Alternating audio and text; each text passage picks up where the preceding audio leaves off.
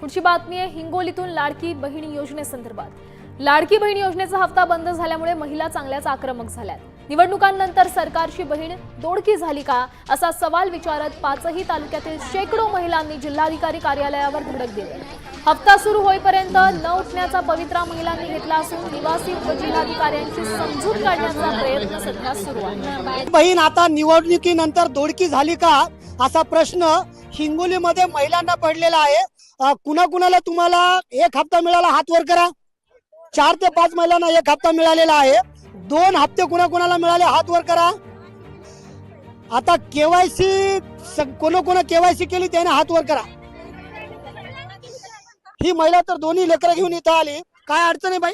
आम्ही केवायसी केली तेव्हापासून आम्हाला पैसे पडले नाहीत। अगोदर पैसे लेगोरल पडत होते। आम्हाला केवायसी ची मुदत वाढून द्यावी ही नम्र विनंती सरकारला। मावशी पैसे पडले नाही का?